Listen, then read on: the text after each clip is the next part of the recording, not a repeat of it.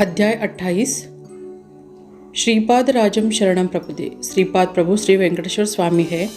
विष्णु महाविष्णु, लक्ष्मी महालक्ष्मी, सरस्वती महासरस्वती, काली महाकाली, इनके स्वरूप का वर्णन।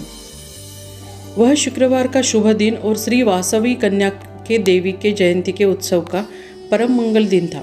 प्रातःकाल में ही श्रीपाद प्रभु कृष्णा नदी के जल पर से चलते हुए दूसरी ओर के किनारे पहुंच गए। उस समय सवेरे के 7 बजे थे।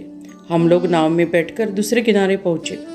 तिरुमला महाक्षेत्र में श्री वेंकटेश्वर स्वामी की श्री लक्ष्मी स्थान से पूजा अर्चना आदि स्वीकार करने की वह शुभ बेला थी। श्रीपाद प्रभु ने कल उस खेत के मालिक के निर्माण किए हुए गौशाला में प्रवेश किया। उसके कोने में श्रीपाद प्रभु ध्यानस्थ बैठे। उसी समय हम भी गौशाला पहुंच गए। पंचदेव पहाड़ के नयन मनोहारी परिसर में श्रीपाद प्रभु का सत्संग प्रारंभ करने का वह मंगल समय था। उसी समय श्रीपाद प्रभु का देह अचानक अत्यंत तेज पुंज दिखाई देने लगा। वह महातेज धीरे धीरे चारों ओर से दिशाओं में फैल गया। उस समय प्रभु का शरीर प्राकृतिक शरीर जैसा न दिखकर अत्यंत तेजोमय मूर्ति के समान दिखाई दे रहा था। थोड़े ही समय में पश्चात श्रीपाद प्रभु गौशाला से बाहर आए। सामान्य मानव की भांति श्रीपाद प्रभु की छाया धूप होने पर भूमि पर दिखाई देती थी, किंतु आज आश्चर्य हुआ, उनकी छाया भूमि पर दिखाई नहीं दी। चलते समय उनके पदचिन्ह भूमि पर अंकित होते थे, किंतु आज पदचिन्ह भी भूमि पर अंकित नहीं हो रहे थे। उन्होंने सूर्य की ओर तीक्ष्ण नजरों से देखा। उनका शरीर दिव्य तेज से भरकर बढ़ते जा रहा था। थोड़े ही समय में हमारे नजरों के समक्ष ही वह सूर्य रूप में विलीन हो गया। उस सूर्य बिंब में हमें एक शिशु का दर्शन हुआ। वह बाल्य रूप पृथ्वी की ओर बड़ी तेजी से आ रहा था। उस बालक के चरण पृथ्वी को स्पर्श करते ही हमें कुछ दिखाई न दिया। ऐसी अवस्था हुई कुछ समय तक रही।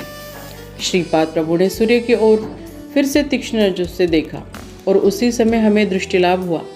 सब कुछ साफ साफ दिखाई देने लगा। श्रीपाद प्रभु ने हमें सूर्य की ओर देखने को कहा। उस लाल सूर्यबिंब में हमें एक अति सुंदर दिव्य तेज मूर्ति की बालिका दिखाई दी। वह बालिका हास्य करते हुए भूमि पर आ रही थी। उसके चरण भूमि से लगते ही फिर से हमारी दृष्टि चली गई। उस सुंदर बालिका ने हमारी ओर देखा और तत्काल हमें सब कुछ दिखाई देने लगा।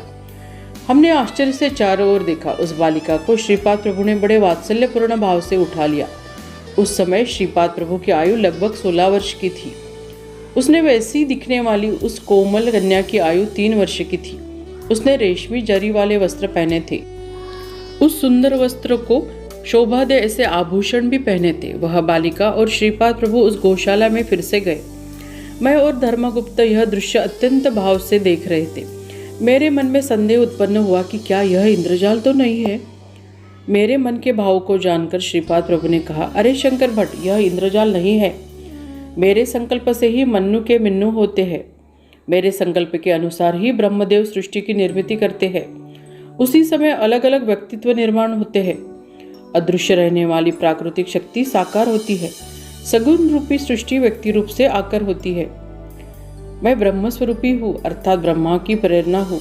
इस सृष्टि के जीवों का पालन पोषण करना यह भगवान विष्णु का कार्य है। विष्णु को प्रेरणा देने वाला महाविष्णु मैं ही हूँ।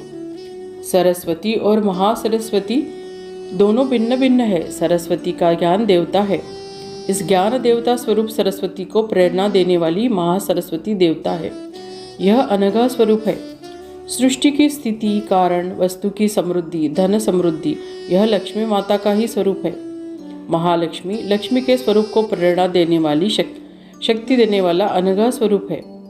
सृष्टि का शक्ति स्वरूप काली का स्वरूप ही है। महाकाली यह काली स्वरूप की प्रेरणा है।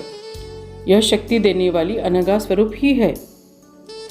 अनघा लक्ष्मी का स्वरूप, अनघा लक्ष्मी का अनघ, यह मेरा दत्त स्वरूप है। महासरस्वती, महालक्ष्मी और महाकाली, इन तीनों को मिलकर एक अनोखा दिव्य मातृत्व स्वरूप, यही अनघा लक्ष्मी का आविर्भाव। इसी कारण अनघा लक्ष्मी, यह महासरस्वती, महाकाली और महालक्ष्मी, इन तीनों रूपों में एकत्र धारण किया हुआ तादात्म्य स्थिति का स्वरूप है। इन तीनों देवताओं का आधार ऐसी यह अतीत दिव्य शक्ति है।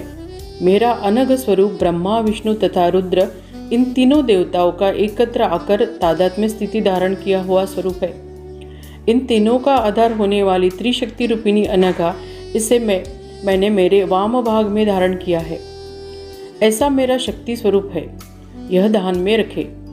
त्रेता युग में संपन्न हुए सवित्री काठक चयन इस यज्ञ के फलस्वरूप मेरे भव्य दिव्य ऐसे अर्धनारीश्वर स्वरूप के आधार से पिठिकापुरम में मेरा श्रीपाद श्रीवल्लभ यह अवतार हुआ। तुम देख रहे यह स्वरूप वास्तविक रूप से महालक्ष्मी महाविष्णु का ही स्वरूप है। महालक्ष्मी, महाकाली, महासरस्वती, इन तीनों का चैतन्य पद्मावती देवी में समाया है। उसका स्वरूप महालक्ष्मी का ही है, किंतु शक्ति तीनों की है। इस प्रकार पद्मावती देवी यह तीनों शक्तियों का आधार अतीत रहने वाली पराशक्ति स्वरूप ही है। वेंकटेश्वर का रूप यह बृहदाकार ब्रह्म को, विराट रूपी विष्णु को, प्रलयकाली रुद्र को अपने दिव्य चैतन्य में लीला से धारण करके उनका आधार और अतीत होने वाला परब्रह्म स्वरूप ही है। श्रीपाद श्रीवल्लभ माया रूपी श्री पद्मावती वेंकटेश्वर अर्धनारी स्वरूप में है, ऐसा समझो।